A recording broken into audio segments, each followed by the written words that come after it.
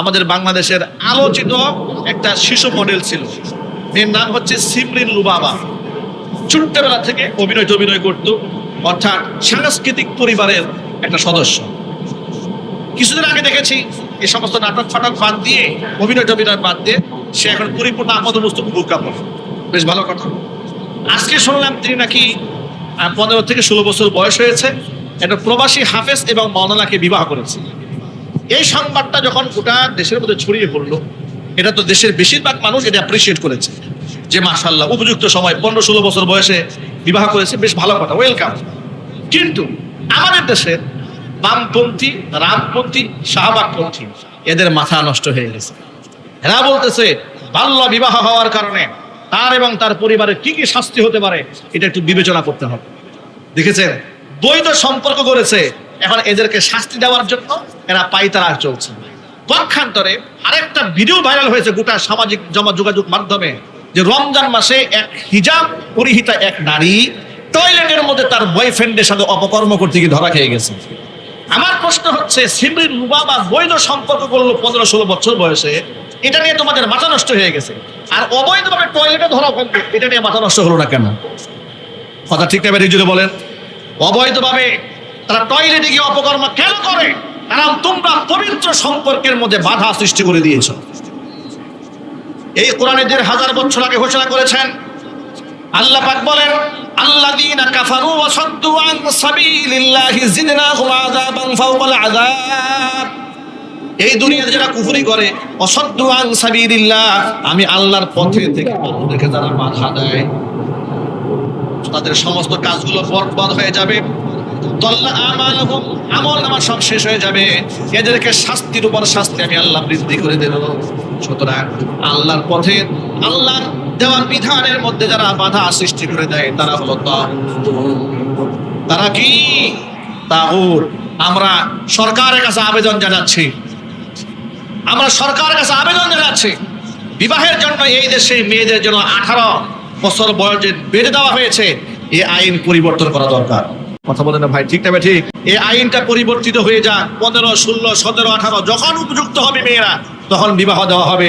এর পক্ষে কারা কারা আছেন আমি দুহাত দেখতে চাই। মাশাআল্লাহ, এভাবে যদি গোটা দেশের মানুষরা আওয়াজ তোলে, আজকে তো এখানে এমপি সাহেব থাকতেন, মাওলানা আবুল কালাম আজাদ সাহেব, আমি তাকে বলতাম জাতীয় সংসদে এই প্রস্তাবনা পেশ করবেন যে এটা একটা কুফরি আইন, 18 বছর বেঁধে দিয়েছেন, এটা আপনি করতে পারেন না, এটা জিনার পথকে ওপেন করে দেয়। ইসলামে ব্যভিচারকে বড় মারাত্মকভাবে কঠিনভাবে দমন করা হয়েছে, অথচ আমাদের রাষ্ট্রীয় আইনে ব্যভিচারের কোনো অসুবিধা নাই, কিন্তু বিবাহ করলে দণ্ডনীয় অপরাধ। জোরে বলে নাউজুবিল্লাহ। আমার প্রিয় ভাইয়েরা, পর্দার অন্তরে মা এবং বোনেরা, নবী করিম সাল্লাল্লাহু আলাইহি ওয়াসাল্লাম আমাদেরকে উদ্বুদ্ধ করেছেন, বিশেষ করে যুবক ভাইদেরকে উদ্বুদ্ধ করে হুজুর বলেছেন, ইয়া মাশারাশ শাবাব মান ইসতাতা মিনকুমুল বাআতা ফালিয়াতাযাওয়াজ ফাইন্নাহু আগাদ্দু লিল বাসারি ওয়া আহসানু লিল ফারাজ। হুজুর বলেন, ও যুবকেরা, তোমাদের মধ্যে যাদের সামর্থ্য আছে শারীরিক এবং মানসিক এবং আর্থিক, অবশ্যই ফালিয়াতাযাওয়াজ, সেজন্য বিবাহ করে নাই। তাহলে কি ফায়দা হবে? হুজুর ব্যাখ্যা করে বলেন, ফাইন্নাহু আগাদ্দু লিল বাসারি ওয়া আহসানু লিল ফারাজি, এটা চোখের হেফাজত হবে, লজ্জাস্থানের হেফাজত হবে। বিবাহ করাটাকে ইসলামে ইবাদত হিসেবে গণ্য করা হয়। হুজুর বলেছেন, আন নিকাহু নিসফুল ঈমান, বিবাহ ঈমানের অর্ধেকটা। আল্লাহু আকবার বলেন। সেই বিবাহটাকে বানানো হয়েছে কঠিন, আর জিনা ব্যভিচার বানানো হয়েছে কি সহজ। যার দরুন স্কুলে, কলেজে, বিশ্ববিদ্যালয়ে, পার্কে, সিনেমা হলে, এখানে সেখানে, এরপর এখন তো টিকটক, ফেসবুক বের হয়েছে, নোংরামির বেহাপনার প্ল্যাটফর্ম তৈরি হয়ে গেছে। কথায় কথায় অমুকের বয়ফ্রেন্ড, অমুকের গার্লফ্রেন্ড, অমুকের সাথে ডিসকাস হয়েছে, অমুকের সাথে ডিভোর্স হয়েছে, ছিন্ন হয়েছে, কত রকমের বক্তব্য তৈরি হয়েছে। আমি জিজ্ঞেস করতে চাই, কুফফারদের তৈরি করা বয়ফ্রেন্ড গার্লফ্রেন্ড কালচার লালন করব, নাকি ইসলামের দেওয়া উপহার বিবাহ বন্ধনের পবিত্র বিধান কার্যকর করব? আমরা যেন পবিত্র বিধান বিবাহটাকে কার্যকর করতে পারি, সেই তৌফিক আল্লাহ পাক দান করেন। আর এটা সহজ করতে হবে, বলেন ইনশাআল্লাহ, বলেন ইনশাআল্লাহ। এই জন্য ছেলে মেয়েদেরকে উপযুক্ত সময়ে আপনারা বিবাহ দিয়ে দেবেন। শাহবাগীদের মাথা কেন নষ্ট হয় জানেন? কারণ ওদের 35 বছর 40 বছর হয়ে যাচ্ছে ওদের বিবাহ। ওরা চিন্তা করে আমরা বুড়ো হয়ে যাচ্ছি, আমাদের হাজবেন্ড নাই, এই মেয়েদের অল্প বয়সে বিয়ে হয়ে যাচ্ছে, হিংসা হয়। ঠিক না ভাই? ঠিক। হিংসায় বাল্য বিবাহের ধোঁয়া তুলে মুসলমানদের সমাজের মধ্যে ফিতনা লাগাই দিতে চায়। প্রিয় বন্ধুগণ, এই জন্য কুফফারদেরকে বন্ধু বানানো যাবে না, বন্ধু হবে ঈমানদাররা। দেখেন কাফেররা কি বলে, কোরআন মাজিদ আল্লাহ পাক বলেছেন, আল মুনাফিকুনা ওয়াল মুনাফিকাতু বা'দুহুম মিন বা'দ ইয়া'মুরুনা বিল মুনকারি ওয়া ইয়ানহাউনা আনিল মা'রুফি। মুনাফিক নারী পুরুষ একে অপরের বন্ধু। তারা কখনো মানুষকে ভালো কাজের আদেশ দেয় না, তারা অন্যায় কাজের আদেশ দেয় এবং তারা ভালো কাজ থেকে মানুষদেরকে নিষেধ করে। পক্ষান্তরে ঈমানদারেরা একে অপরের বন্ধু। ওয়াল মুমিনুনা ওয়াল মুমিনাতু বা'দুহুম আউলিয়াউ বা'দ।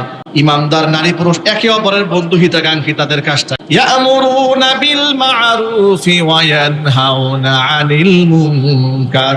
তারা একে অপরকে সৎ কাজের আদেশ দেয়, অসৎ কাজ থেকে নিষেধ করে। জোরে জোরে বলেন সুবহানাল্লাহ।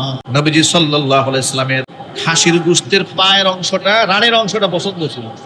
এই কথা চিন্তা করে বিনতে হারেস নামক এক কুখ্যাত ইহুদি মহিলা খাইবার যুদ্ধের পরে নবীজি সাল্লাল্লাহু আলাইহি সাল্লাম এবং তার সাথী সঙ্গীদের জন্য খাসির গোশত ভুনা করে রানের মাংসগুলো বাছাই করে করে বেশি করে বিষ মাখায় দিয়া হুজুরের সামনে, সাহাবীদের সামনে উপহার হিসেবে পাঠিয়ে দিয়েছে। সাহাবায়ে কেরাম খেতে বসলেন, নবীজিও খেতে বসেছেন। সাহাবায়ে কেরাম তো মুখে দিয়ে ফেলেছেন। বিশির ইবনে বারা একজন সাহাবী ছিলেন, এক টুকরা খেয়ে ফেলেছেন।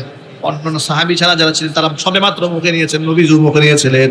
সাথে সাথে হুজুর বললেন, মুখ থেকে খাবার বের করে দাও। সবাই মুখ থেকে খাবার ফেলে দিলেন। হুজুর বললেন, ইন্না হাদাল আজমা সায়ুখবিরুনি আন্নাহু মাসমুমুন। আমাকে এই খাসির গোশতের হাড্ডি আমাকে ডেকে ডেকে বলছে তার মধ্যে বিষ মাখানো হয়েছে।